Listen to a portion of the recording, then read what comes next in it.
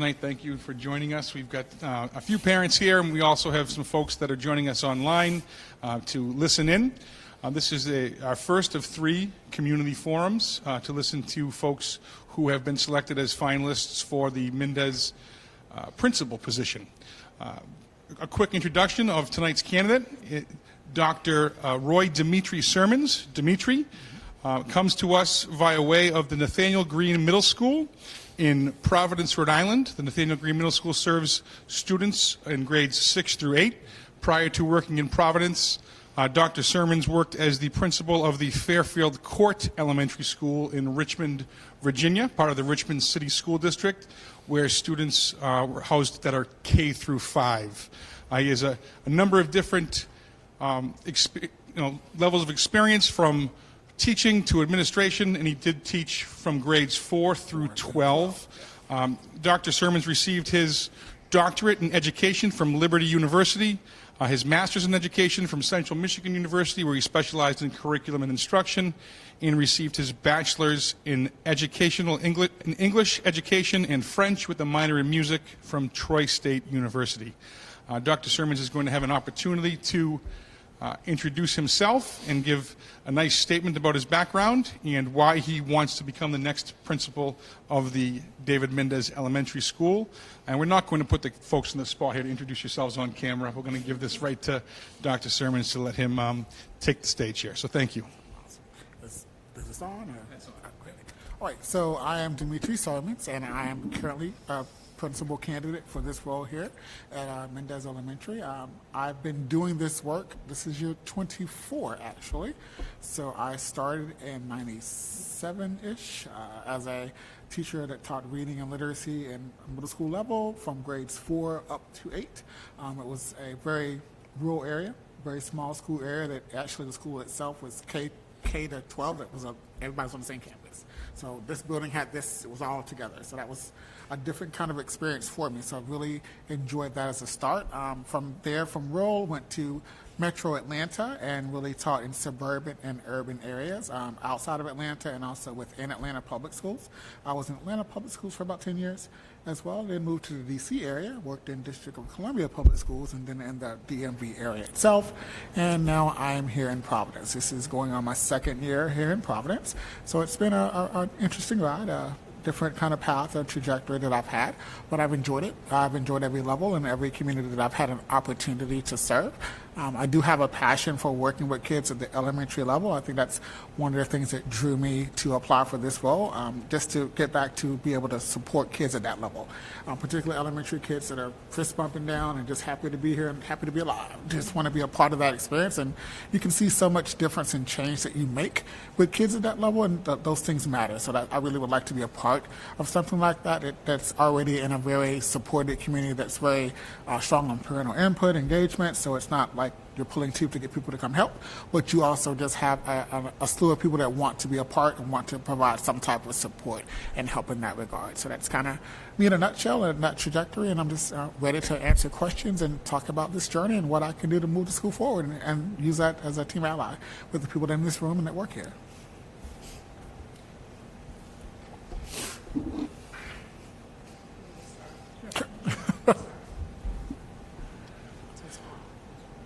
Hi, I'm Kate McDonald. I'm actually current president of the K through 12 PTO here in Ashland. So if you get the job, we working closely to do a whole bunch of enrichments, and we bring in programs. One of the questions I have is, like, is there a reason why you want to join Ashland? We're such a small little community, much smaller than Providence or even Richmond. Is there a reason why you just want to try something new, or is there? My first experience was in a very small kind of environment demographic like this, but also my better half has accepted a contract for 6 years at Mass General. Oh. So moving closer to the area, so it's kind of fair, the commute is fair, and not going from here to Boston every day to kind of equal that out, and saw this opportunity. It's like, oh great, it's not elementary, it's closer, let me look into that. And then when I looked at the data and just what was there, it's like, oh wow, oh great, they're doing well. Let me see if I can be a part of that. So looking at just some of the things that present itself and my love for elementary what made me apply for this position.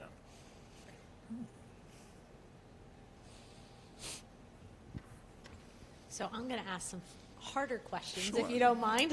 I love interviewing people. Sure. So Can you tell me about a time where you disagreed with somebody or someone, and what plan did you put in place to come to a resolution, and use real life examples? Because I think that's really prevalent to just stuff that happens in our schools. So currently, you deal with a lot of situations now, even more so that kids are back in school full time. So there's oftentimes that parents come in that have one side and one view, and you have to hear them and listen to them. I may not necessarily agree with what they want to occur and how that falls into place, but I do hear them out. So one example that we just had, I'll say today, because this happened before I left work today, was we had a student that has been leaving campus, but like we knew he left because we saw him leave. We went looking for the student, went to the house, wasn't there, and he has a history of kind of eloping. So we went to say, is he safe? He's not here. We know he left out of the store. We're looking for him. Went to the house. Dad was like, no, I don't know. Like, I don't want to talk about him. Like, but this is your kid, and I'm responsible for this child. Where is this child? So having them come in to sit down, that was today. And well, why is this happening? It came to the fact where the child had done some other things. Some restraining orders were taken out by other students that this child had had interactions with somewhere else, but the restraining order took place in school. So having to explain that when the police delivered it, but also talk about what that means, like in a school environment, and they weren't happy with that. I'm like, this is what this says, so I have to follow the rules in terms of what the law says to do, but I am here to help and support your child in as long as we're in this premise. So parent was like, why do we have to move this child here? Why can't they do this normal schedule? Because you're in the same class with this other child you have a restraining order with. So talking through having to change schedules because of that, based on that premise. They weren't really 100% on board for that, but I let them speak and let them figure out like why. But I also share like the legal reasons, number one, and then the emotional, social reasons, so we can support both kids and are not constantly at battle and struggle. So dealing with that component and talking through them with what can happen legally, what can happen socially and emotionally within our school doors. They left a little happier than they came, but it still wasn't the fact that they didn't want the kid to have to move. And because we had to make that shift change, we had to come up with a way to make that transition as smooth as possible, and the child had a voice in that. So we gave them a little choice. Hey, these are the two options of where you can go. Which of these is going to be more preferable, looking where he wanted to go, and still dealing with that parent about them not wanting to happen, but also the fact that they didn't speak English. So we were using a translator as well to communicate that. So that made it a little more difficult to navigate, but we really listened to them and they felt heard. And so for me, the fact that they didn't want the kid to move, even though they had to, and to be able to talk that out was valuable to them. And I appreciated that as well. So they left happy, they're still not happy, but happier than when they came. And so we came to a resolution where this is what we're going to do to support their kid, and to know that we're not ostracizing, but we are going to support based on what we legally have to do, and also should support him educationally. So that was today, actually, that we had that this morning. So it's never ending. And I find that right now, kids are coming back full-fledged, or different problems that are surfacing that we may not have had in the past, that we're now having to deal with. And a lot of it being social and emotional, and parents, can you do this? They tweeted this, or they sent this message. No, can't really that happen outside. I can try to support inside with certain things, but a kid said something over there, I can't fix that, but I can talk about how we can make better choices and how to use social media appropriately. So things of that nature, where you have those problems and you head them head on. You don't run from them because you don't want to deal with them. What I've learned, let parents talk. Let them be heard.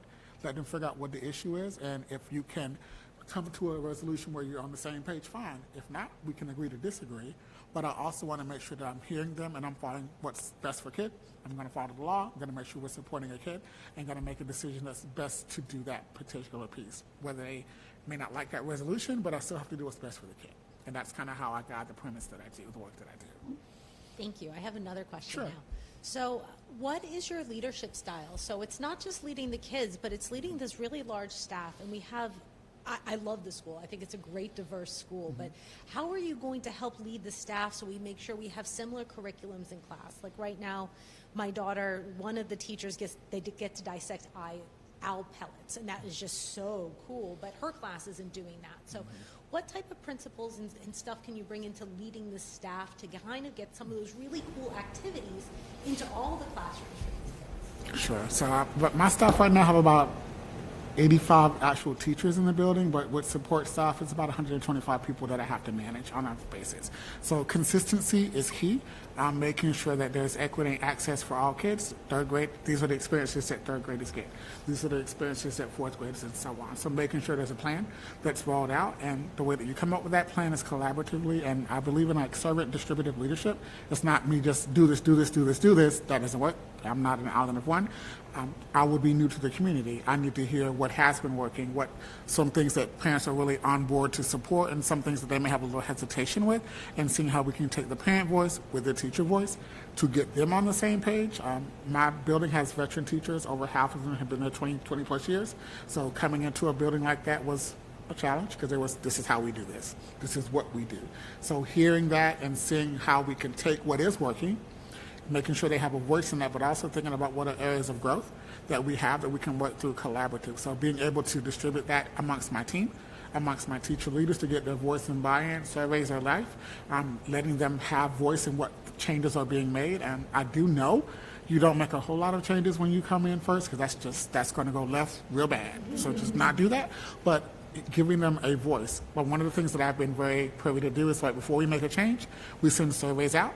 Based on the survey, 70% said this, 70% said this is why we made this change. Based on what you said, we implemented your support and change. Everybody's not going to be happy, but if it's 60% said X, Y, Z, we're going to go with what that looks like. So there's some data behind that, and it's not a arbitrary type yes, no. I'm listening to feedback from parents and teachers.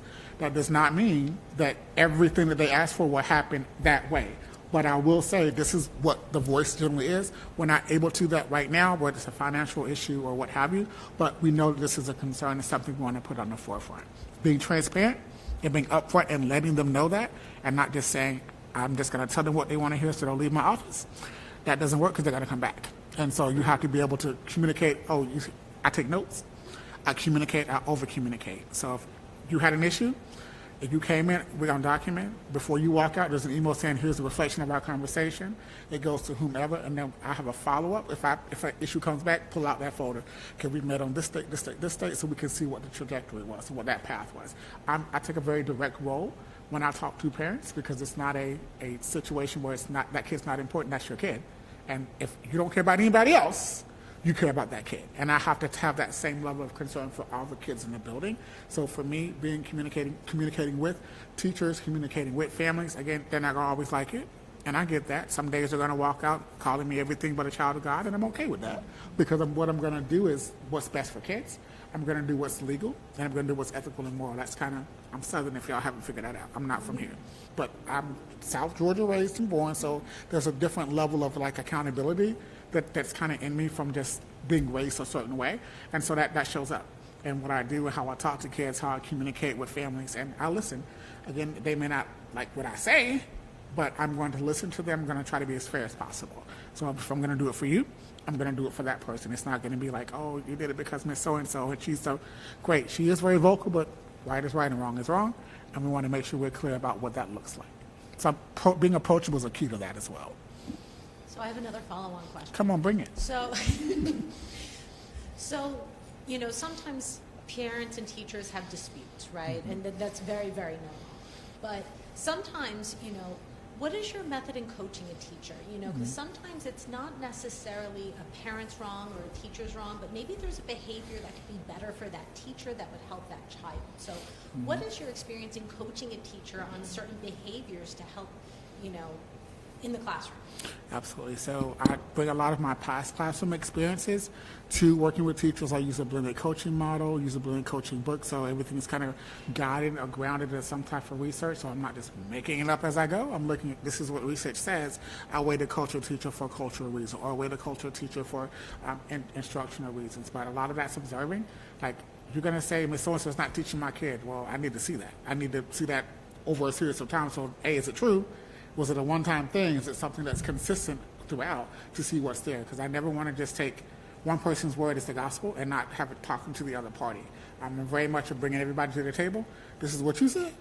this is what you said. This is what I saw. How can we get on the same page about what that is? If there's something that needs to be addressed and how you deal with culture within the building or how to address behaviors, modeling is key to that. Like, I'm not going to ask a teacher to do something that I'm not willing to do myself. So if I say, hey, let's work on, if we're using responsive classroom, let's work on this call and response, whatever it could be, I'm going to demonstrate that and model that for you, not just say do it.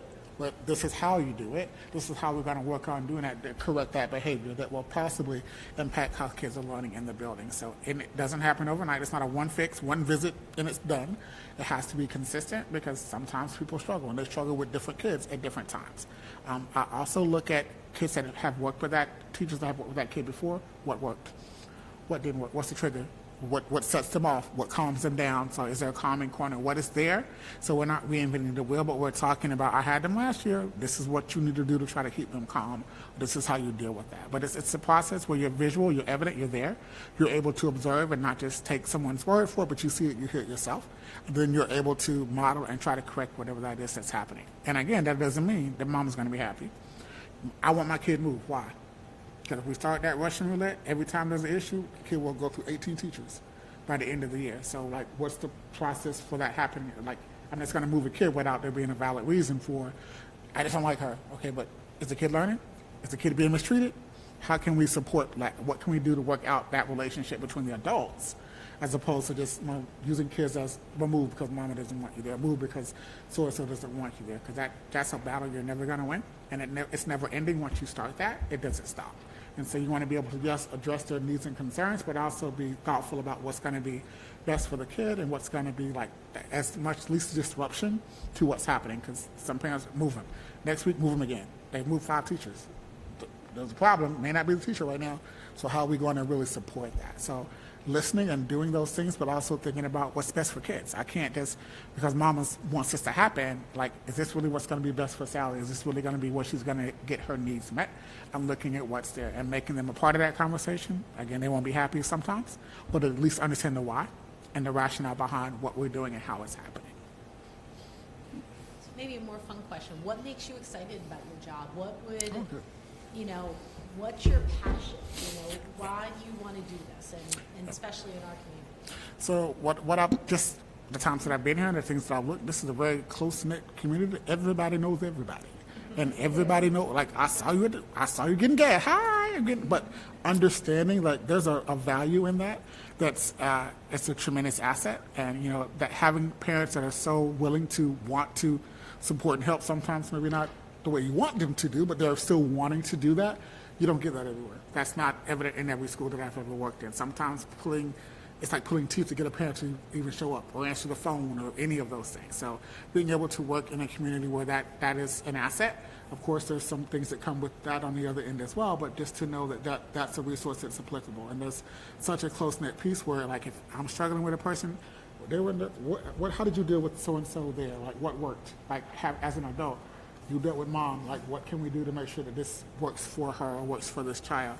So, but dealing with kids, that kind of is my passion. Like, fist bump when a kid gets off the bus, like, the first thing, hey, good morning. Like, if I see a kid and the face is not right, come here. What happened? What did you eat? Are you hungry? What's wrong? Like, to figure out what happens and just knowing who my kids are, being able to pop in and they're like, not who is that, but hey, like, my kids call me Dr. S and all day long.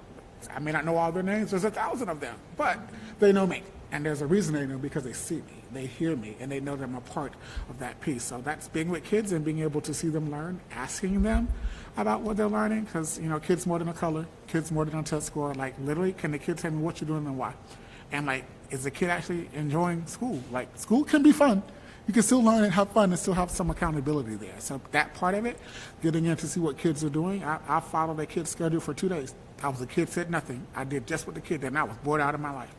And that was data I could bring back to say, I could see why this is happening. So if I didn't say a word, and I'm just doing my thing, and just to be able to say, like, this is a kid's experience. So as a teacher, think about if this were you, and making sure that kids know that and teachers know that, so we can work on that. But seeing kids every day and being able to be a part of what they do in their experience, like, it's very valuable to me. That's kind of what I enjoy. It gives me joy. My mom was a kindergarten professional for 30 years. Like, literally, that's what she could have been, a teacher, but she said, nope. She did a professional for 13 years in kindergarten. I'm like, never, that's not I can't get on the floor like that. But that's what my mother did. And so that was my kind of introduction to the school thing. I was never going to be a teacher. I was going to be an attorney. I was going to be a translator for the UN. That was my role in life. And then I did a caption experience at our middle school and was like, oh, I think I like this. And that's what I did. So that brings me joy being with my kids on a daily basis and seeing them grow and nurture.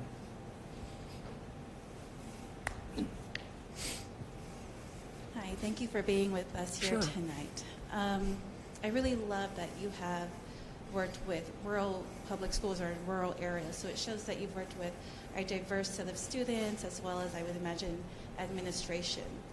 So what we lack in administration and teachers in diversity, we make up in our students.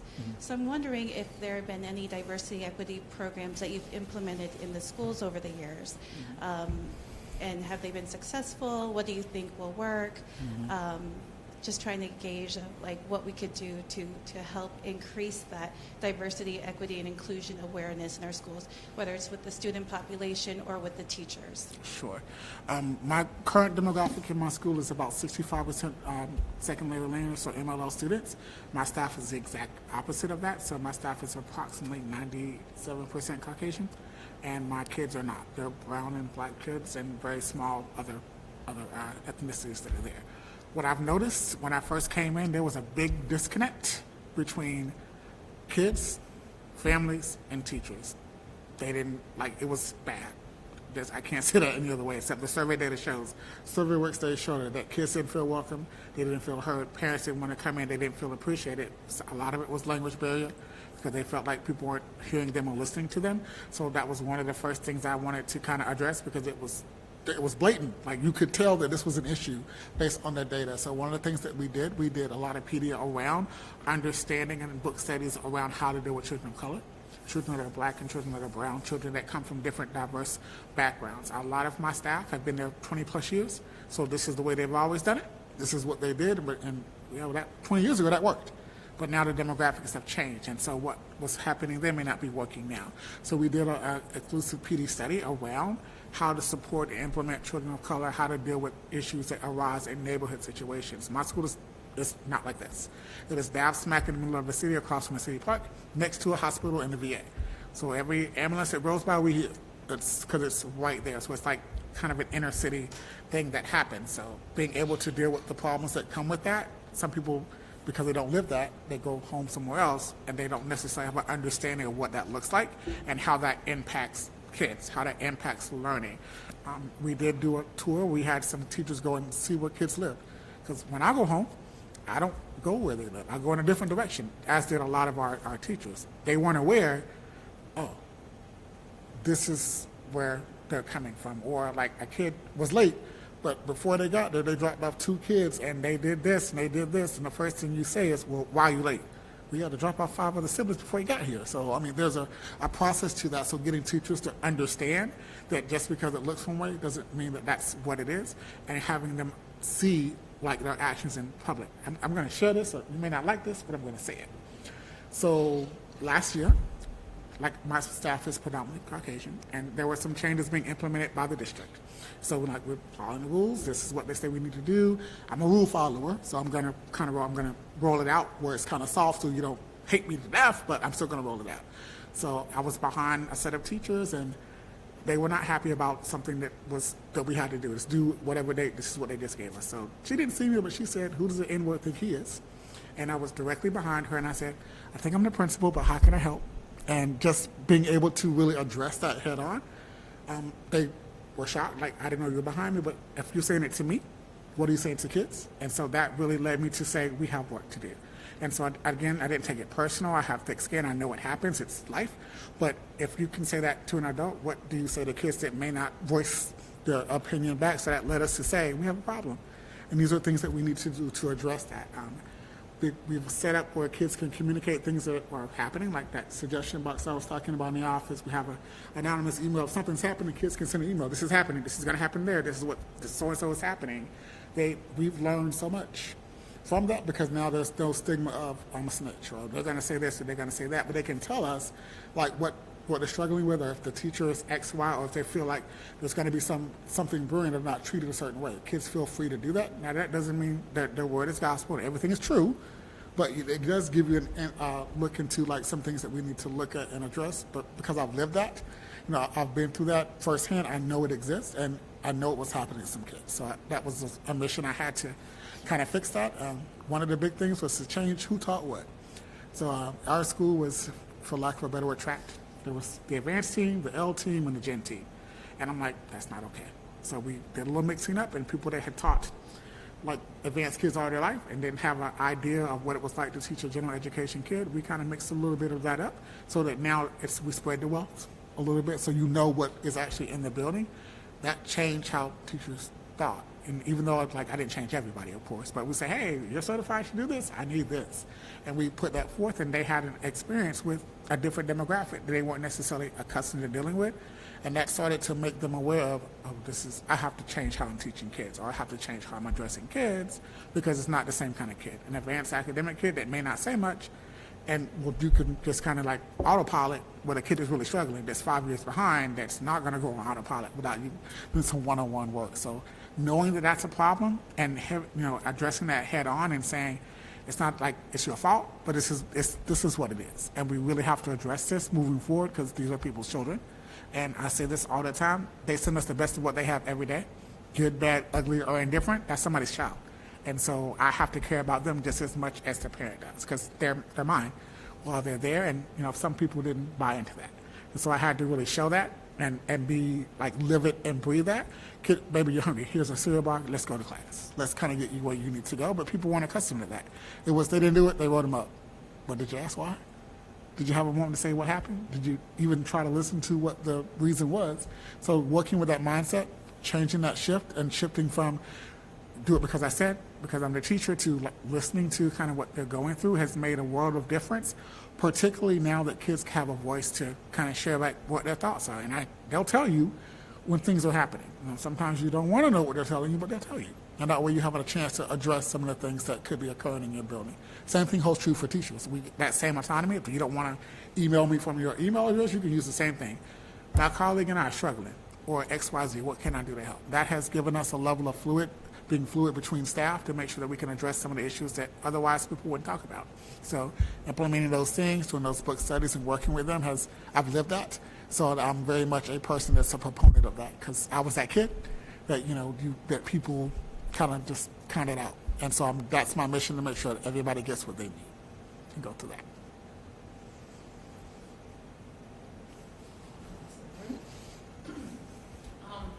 As you can see, we have a big transition happening over the next couple of years, and I was just curious, have you ever been part of such a huge transition or entering a new building? Because I'm imagining there's going to be lots of things that we didn't prepare for, and so I didn't know if you had any experience jumping into something as large as this. Yep.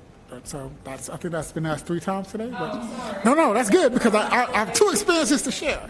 I was at a brand new school that was going to be opened up, but it wasn't ready. So we were in modulars on the campus of another high school. So we were in trailers at another school away from where we were going to be, and we had to be forced to go in their building to do X, Y, and Z. So it's like you're kind of an outlet of one. It was like Trailer City, because we were trying to get there. We moved over a weekend. It was, the building is ready, move. We didn't even know the building was going to be ready. They said they're moving trucks, load your stuff, and go. They hadn't worked out transitional things and paths and things, so it was chaos. At first, it was total anarchy and chaos, because they didn't plan for, okay, we didn't know we were going to move this quick, to you're starting here on Monday. Well, what way is this way, and where do we go? None of that was really thought out. So having to work on a team to fix that, and this is the path, this is a way that we can transition, this is a life, to set those up, because they weren't established. It was brand new. There weren't things and norms that were there. So having to do that with that experience was one thing. And then my current building is in flux, to say. So there's some construction things happening. As I was sharing, it was built in 1929. So beautiful architecture, beautiful, but it's falling apart. So there's things that have been addressed that have not. So there's constructions that started and stopped. And I shared earlier, at the beginning of the year in June, they were like, have everything locked up, because your library is going to be done, your first floor is going to be like this box that I bought 500 boxes out of my own pocket, because we had to move the library because they didn't move fast enough. They hadn't started yet. So that working with who's going to construct this and that timeline has been a part of my life that we've had to adjust with. Things are closed off. We had to move and shift. So planning around and navigating around those components of it, I've had to deal with that firsthand. I lived that on a daily basis right now with my first floor, my second floor. Like I can't use certain parts of the basement. Like just those pieces are there, and we just work around that. So it's evident that I've had that experience more wholeheartedly. Like as a high school, go fix it. There was nothing in order to. We're doing it in the midst of kids being in the same building. So close this section off and do that. So it's a lot. It's a challenge, and so lists and timelines and who's coming on what day? What day does this need to be shut off so we can make sure we make that happen? I do have some experience in that. So it's not easy work, but it's work that's fruitful because you get to see it work as soon as you're able to be in a new spot. So it's worth that. So I had that experience. I enjoyed it, actually. It was a game to figure out what we're going to do next. So.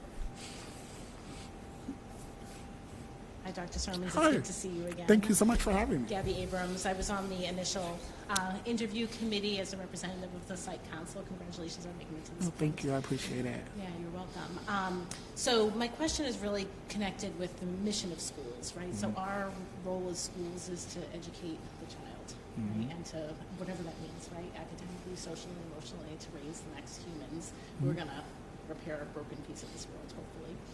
So you're a data guy, I learned from our first process, and I'm interested in what you learned about the Mindess data based on your review of what are our opportunities, what do you see as opportunities for us, and where do you see as us as strengths? What did you learn about the strengths that we have in that area of educating the whole child? Again, that's so important that you say that. Although I'm a data guy, we know kids are more than numbers and they're more than colors. And so to try to get that message to the people that need to know that, it matters. I will say, looking at the data here, I was like, whoa, they're outperforming a whole lot of people, and they still have some challenges where the demographics are changing. Looking at the L population, the special education population, it's growing a little bit, and those kids may not be moving as quick as the other subgroups, but they're moving. Outside of that, without some of the structures that are set, like either teaming or content planning, or if you have a whole, just like because there's so many different things happening, you're still moving. So imagine if there was a system that was consistent and we were all kind of doing the same thing, could you go even further? So looking at the ability to say, even with a little bit of inconsistency things that are listed, you're still showing growth and you're outperforming the state. So if we could get all on the same page and make sure, like you were showing earlier, they didn't get that third grade experience. Every third grader was going to get that lab at some point. We all had that experience. What could happen? Could kids go and move further? And I think outside of the fact of just the data numbers, they matter, because that's how we keep jobs. That's how we get funded. But I have to care about the kid also, because a kid that's hungry or a kid that's upset is not going to do what they need to do in class unless you have a process for that. So understanding that sometimes it's not, I need Johnny to do, I just need Johnny to be calm and tell me what happened. And let me figure out what's going on so I can support Johnny and get Johnny back in the mind of being able to do school. Not being able to de-escalate a kid and trying to just do it because I said it doesn't work. You have to be able to de-escalate a kid, but also sometimes de-escalate a parent, de-escalate a teacher, because like teachers get mad. And kid forgot what they said 10 minutes ago, but you're still mad. If I could not tell you how many times kids are, oh yeah, and I'm like, okay, baby, that's fine. They forgot about it. And if I don't have thick skin and let that go, then that's a problem. So I've learned to, every day is a fresh start. They're in middle school, they're younger kids, they make mistakes. So we have to be open to that. So being able to know that and really support that child's mission to do what's best for them. And if you don't teach them, they don't know. If you don't say there's a better way to do that instead of fighting, or there's a better way to do that other than yelling, there's other ways. If you don't really look at that and let kids know that there are other ways, then things don't change. And there's no really way to kind of make it better if we're all just spot doing things here. Fixing a problem here and it jumps there. Fixing a problem there, it jumps there. What is the plan?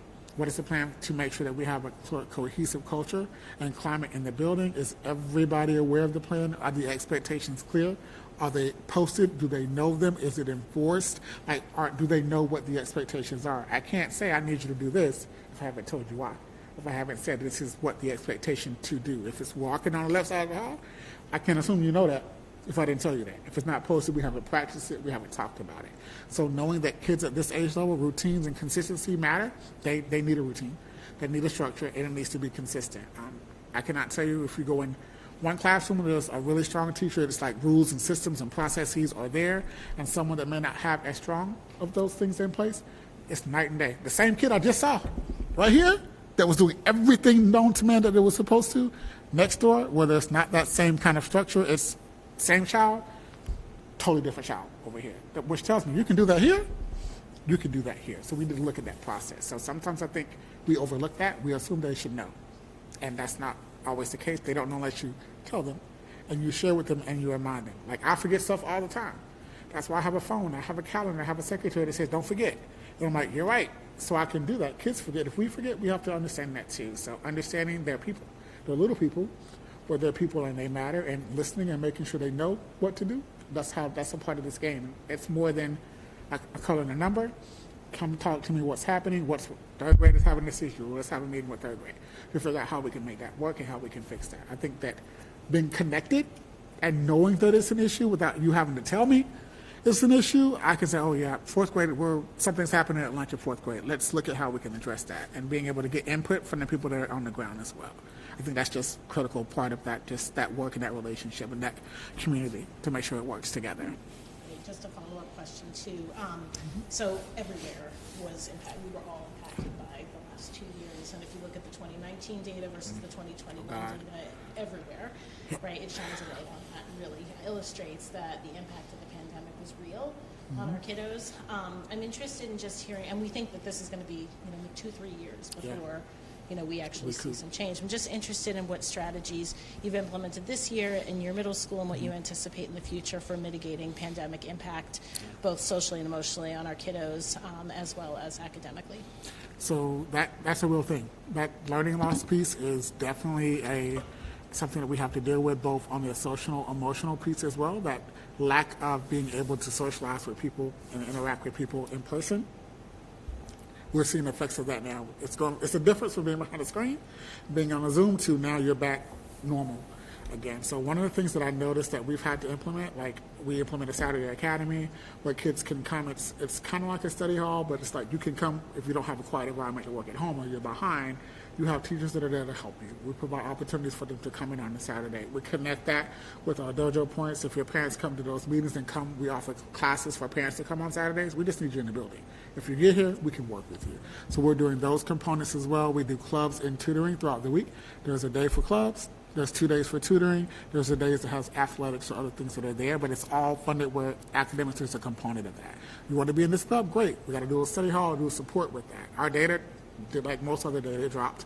Even though ours dropped, we were still the highest in the district when it dropped, but it did drop. And so we're aware that that is a real thing, and it's going to take time to recoup that, as you say, and knowing that with change, it's hard for teachers, and it's also hard for kids, particularly if you're moving physically into a different place and now having to learn the new ways to do things in a different building, with competing with like the learning loss, looking at what's there, what do we need to do to support our kids emotionally and socially. I shared this earlier. One of the things I did implement is a 2-day week where this class has to be direct instruction, where it's not Chromebook time. That's 90% is face-to-face direct instruction, not on a computer, because we were noticing, even though you were in front of me, you just text this child on a message, and he's sitting right there.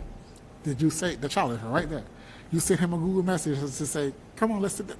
So we tried to work on that. And parents have been very receptive to, great, less screen time, more direct instruction. Kids didn't like it at first because they were like, I don't have to talk to you. I can just do this, that, and the other. So that's kind of where we are. That we've seen some input of that, and parents are like really liking it, wanting us to go to 3. That's not yet. We just started this. Let's get this working first well before we increase, to try to get back to normal school, so to speak. But that lack of interaction was evident. Like, I'm in a class going, okay, I'm here to observe. I just see them on the screen. I see you on the screen. Nobody's saying anything. That's a problem. Like, this is school.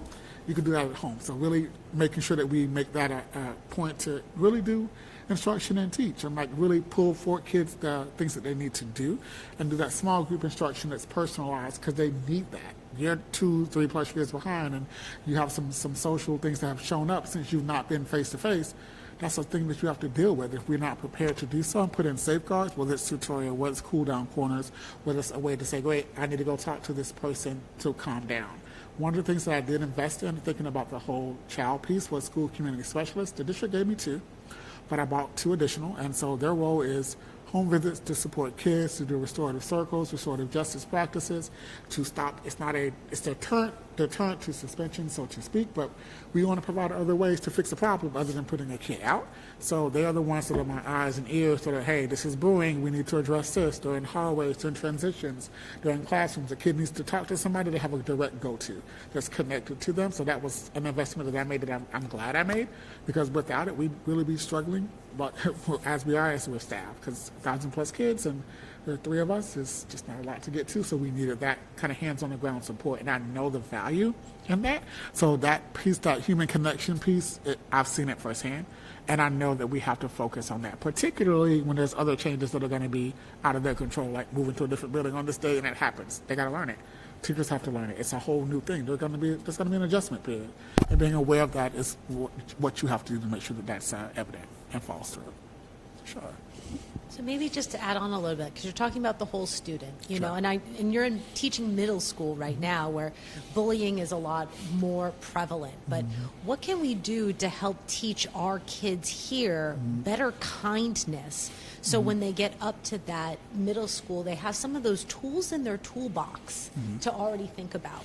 I know you guys do morning meeting here, but really having, when you're doing the responsive classroom piece, that's put in place in your classes. But if you don't have conversations around how to make better decisions, whether it's character ed building, like we do announcements throughout the day, but the things that we talk about are issues that kids bring up. Like we deal with things we've had.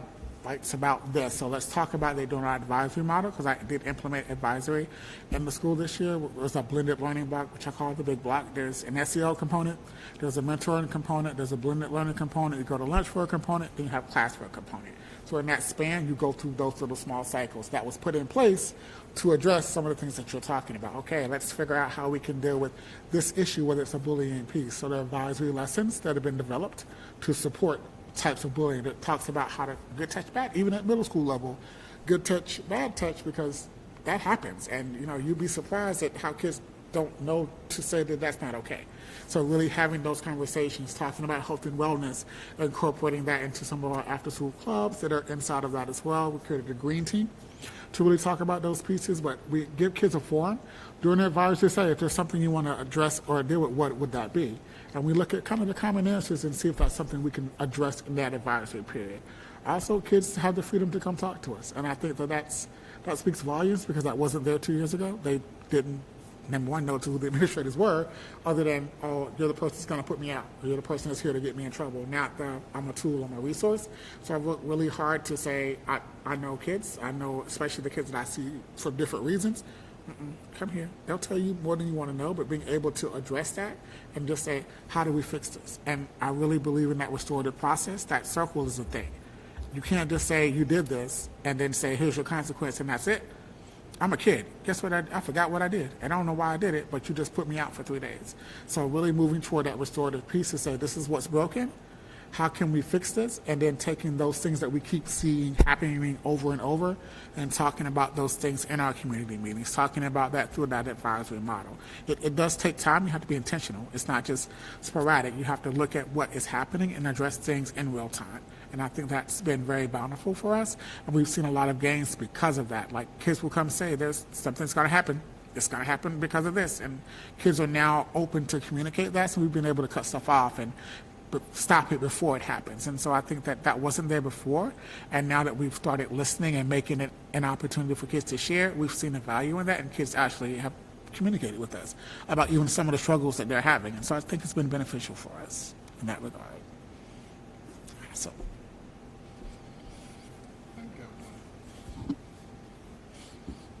So as an elementary educator at heart, I believe in the power of a great read aloud. If you were to pick your go-to read aloud to teach students a lesson that is meaningful to you, what would be that read aloud, and why would you choose that specific one? So I'm going to say, don't judge me. I'm going to say this.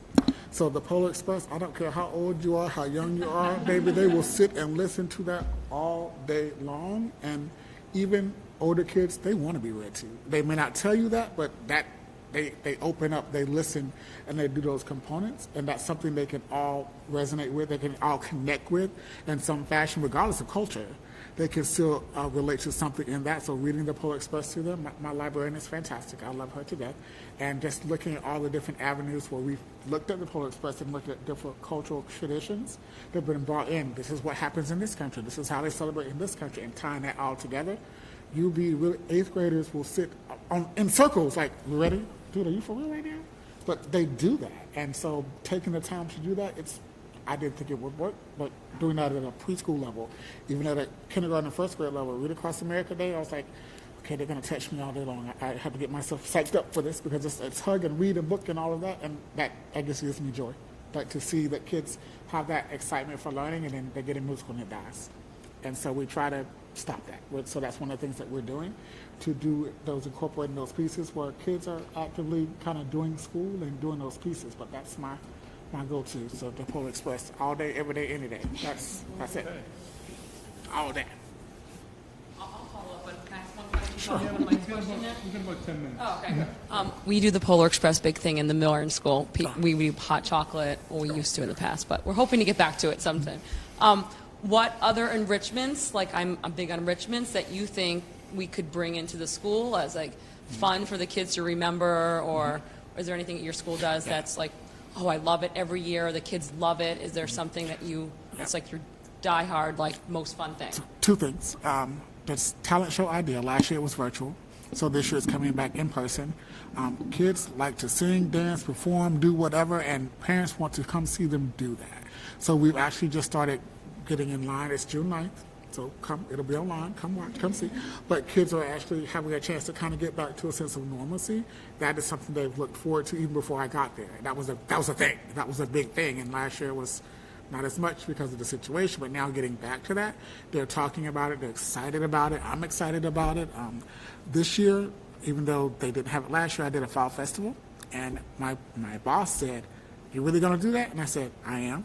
And so it turned out, I'm a Twitter, if you haven't followed us on Twitter, follow us on Twitter, you see. I tweet my own story, because it's not somebody else is gonna make it up. But fall festival at the middle school, from face painting, we had a dunk booth, teachers get in a dunk booth, whoever got dunked 3 times, I did your class for a day if you got in the dunk booth. We did pumpkin painting for the families that came in, we did popcorn, we did cotton candy, we gave away free literature. It was just a fall festival because they didn't have that. That was like the first time they had ever had one. And teachers was like, "You're really gonna do this?" And I expected some pushback. I was shocked. Like, my parking lot was transformed. The outside was transformed. People, I can bring this. I can do this. Kids had such a good time. So that is something that they're definitely going to do again. It's that fall festival piece because they just never had it. You would be amazed. The whole families are coming. They're doing popcorn. They're coming. While you're here, let me give you some information about how you can X, Y, Z. But I need you to get here and just have fun. And because they hadn't had that. To see kids paint faces on pumpkins with whatever and cover their own face with paint. Like, it was just a really good time, and that's something I would definitely continue moving forward because I just know that's what kids need. That's what communities need, to come together, particularly now, and to be able to kind of get back to a sense of normalcy. So that and the talent show, those are things that mean a lot to me. Making sure that parents have an opportunity to see their kids do things. They want to see their baby perform, whether it's paint, draw, sing, whatever. They'll come when their kid is doing something. So giving them opportunities to do so is paramount for me, to make sure that happens. So to follow up on what you just described, a great program in bringing a community together. So Ashland is very small, and so I'm wondering, I hear all these great ideas and things that you want to do with kids and parents, but there are a lot of parents that sometimes aren't able to participate or maybe are not as active in school. And then we have the community members who outside of the school. How do you plan to integrate with the community if you were chosen for this position? Like, what would be your one-year plan to, be able to bring that together? Absolutely. So you have to go into the community so the community knows who you are. Again, it's about being seen, being visible. If there's a community assembly, if there's a soccer league, or if there's something that's community-based, show up.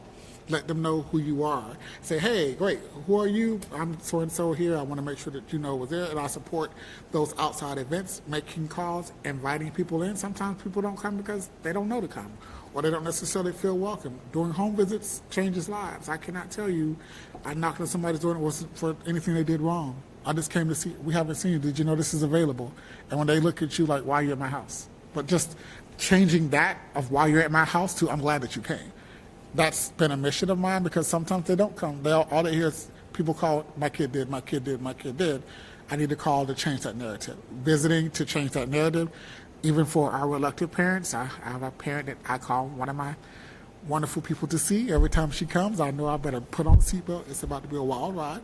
But working with her from last year to now, night and day. Like literally, I would cringe when I'm like, oh God, please, can I go home? Little baby Jesus, fix it.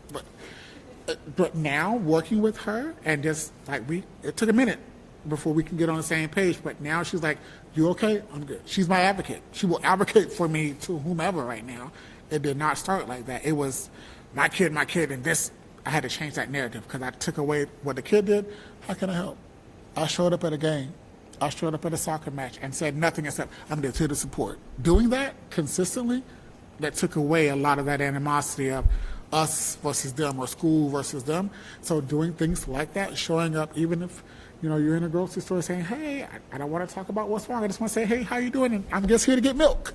But just to talk and let them know that you're a person, that you're here if you need them, so they know that they're approachable, and to kind of invite them in. The biggest part is communicating and let them know we need you. We like for you to be a part of. Sometimes people don't come just because they don't know.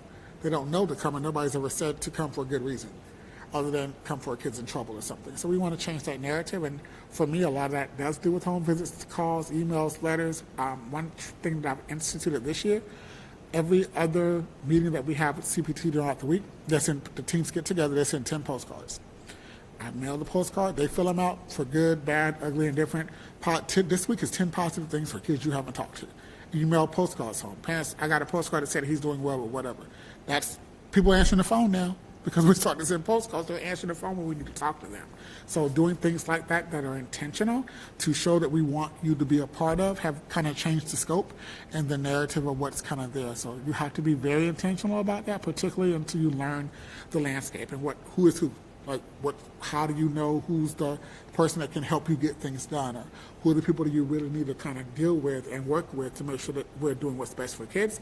Who are the big voices? Who knows people that we can make a connection with to get things into our school building? So when there are other deficits, whether they're financial pieces or whatever that may be, there are other ways, there are other avenues, and the only way to do that is by talking to people and communicating what those needs are.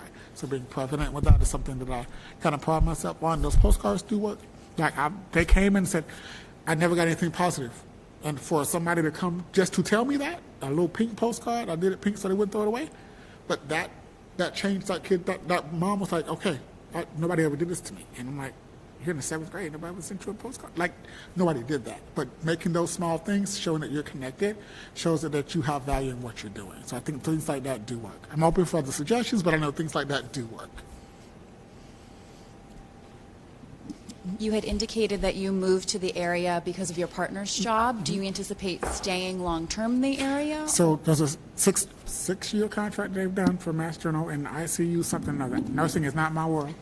All I know is, okay, whatever, take that off before you come in this house kind of thing. But like just because it's night and day kind of thing. So that, I know 6 years is definite. That's not changing. That's ironclad. But being able to move closer to support that and kind of be a part of the community that you support. I've always kind of been in the community. I never lived right next to my building or anything because I need a little separation. So when I go to Walmart and I just want to get eggs, that's it. I just came to get eggs. That's it. Who would do that? That's it. No one would ever do that. Just eggs. But you have that one like, can we talk about, please, can we? I just came to get bread. I just want bread. See me in the morning, like that kind of thing. But just to be a part of that and to kind of, have a long stand to kind of make things work. Particularly if you're transitioning right now into a different building, that's exciting. To be a part of that, to say, hey, I helped make that happen. I helped make that transition smooth, and having that ability to do that. So being able to contribute and see the fruits of the labor is something I'm very much looking forward to doing.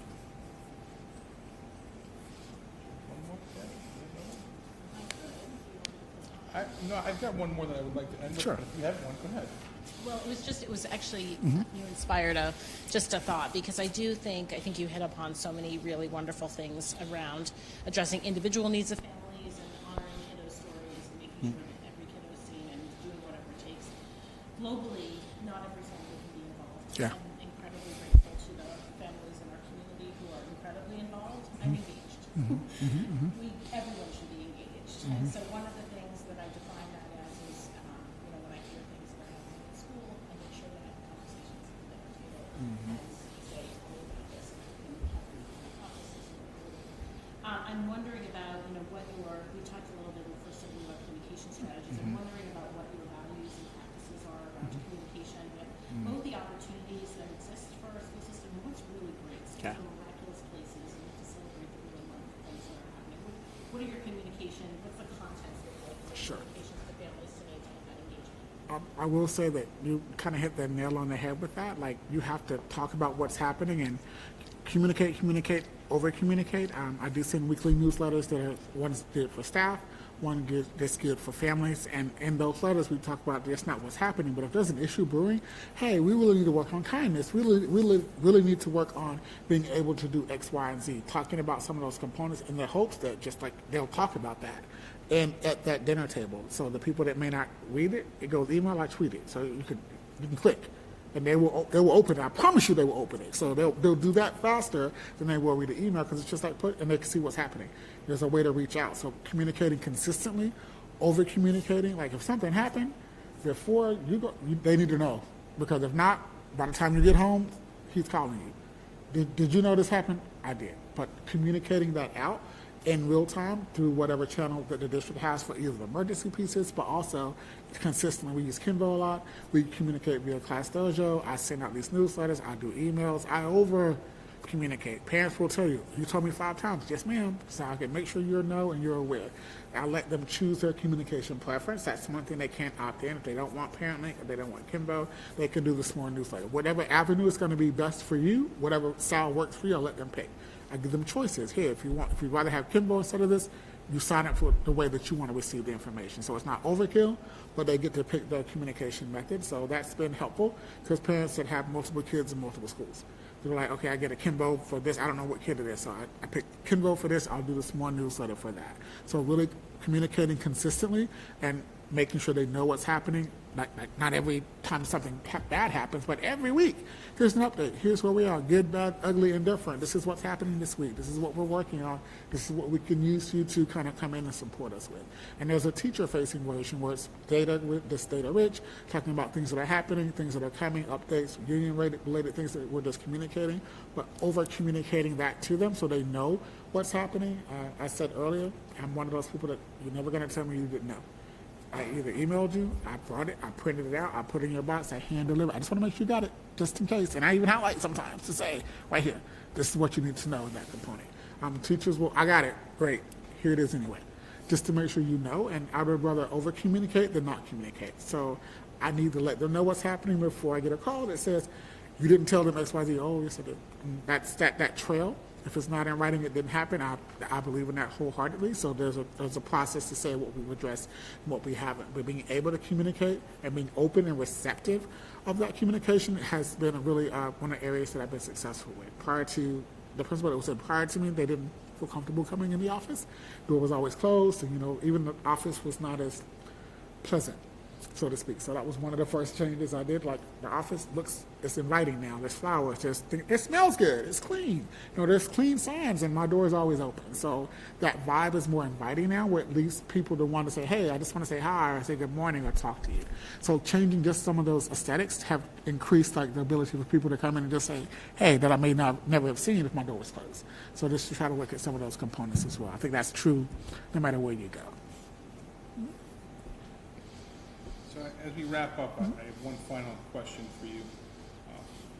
There are so many stakeholders that a principal needs to come in contact with on a regular basis, but I think 3 particular stakeholders really stand out. Those would be students, parents, and staff. If we were to go to your district and speak to those different stakeholders, how would they be describing you? What would the students say? What would the parents say? And what would the staff say? Got it. I'll start with my kids first because they mean the most to me. Kids would say, I'm going to listen, but I'm firm and fair. Like, you have those kids that always get in trouble. They go, let me tell you what happened. I'm going to listen. He's going to listen to me. They will tell you, I like what they said, but I am going to listen to them and try to give them something that's fair and equitable. Just because you made a mistake last week doesn't mean you did the same thing now. And so kids get around like that sometimes. And because I listen to them and hear them out, that's something they have said. You actually listened to me. You let me talk. That's what you let me talk. And so to do that, kids will tell you, he's going to listen and he's going to try to help. They will say that. Parents will say, he told me, he communicated, like when they call, I'll call you back in 48 hours because there's a lot of them. So I give them a 48-hour window. I'll get back to you, whether it's I call you, email you, or I say, hey, I sent someone to your house to say, can you come in on this date? Or I've had someone come in and say, can you meet me on this date? So parents are going to say, I do communicate, and I respond. To good, bad, ugly, and indifferent, I still respond. Ignoring it makes the problem worse, so address it head on. My boss would tell you, they don't want me to go anywhere right now. I kind of got the look when he said, wait, you're doing this? I said, yeah, but this is why. So we kind of looked at that capacity. They ranked there are 8, 9 middle schools in our district, so they did rank our principals. I don't think he was supposed to tell me that, but he did. So I was like ranked the #1 principal in our district, and it's just because of just the way that we do things and just how we communicate. People that have even been there longer than me, like I just deal with things head on. I don't try to hide it. If it's an issue, we deal with it head on. I'm receptive to change. I'll listen to feedback from both my stakeholders as well as kids. So kids ask for something to change, we make it happen. If it's possible, teachers want something to change, like I was talking about those surveys, and making a change based on the feedback that you said this change was implemented. So being receptive to that, they're going to tell you, I'm going to listen, if I can make it work, based on that feedback, I'm going to do that. So they will tell you that. I'm very much direct and to the point. I'm personable. And my boss tells me all the time, use your Southern charm. I said, it doesn't work on everybody, but I will do the best I can because that's me. That's kind of who I am. I'm the same person on Monday as I am on Friday. If we've had a bad day, it's a bad day. Tomorrow's a new day. And we kind of take it as that and come in. That's what they were saying. Do we have any other last questions here? Thank you very much. We're going to give you a quick opportunity to wrap this up if you'd like. Sure. A couple minutes to give us one last pitch, and then we're going to say goodnight. Sure. Okay. I would just say that I love the opportunity just to be able to talk and just talk about what possibilities could be if I was a part of this community. I can say that you'd get 100%, 110% some days, depending on what's happening. I'm that workaholic that listens, and I'm going to do what's best for kids, no matter what. End of the day, is this what's best for kids? Even if it's almost at my detriment to that point, is this what's best for kids? And legal, but is this what's best for kids? That's kind of what I'm going to do. That's a promise I make wherever I go, that I'm going to do what's best for kids, regardless. And so that's something I stand by every day. And that's it. Thank you so much for Awesome. joining us. Thank you for having me. Those of you who joined us online, and thank you for our parents that came. I hope that you'll come again. We have 2 more of these, so we have 2 more candidates coming on Tuesday and Wednesday at 5:30 at Mindess. Thank you. Awesome. All right. Very good.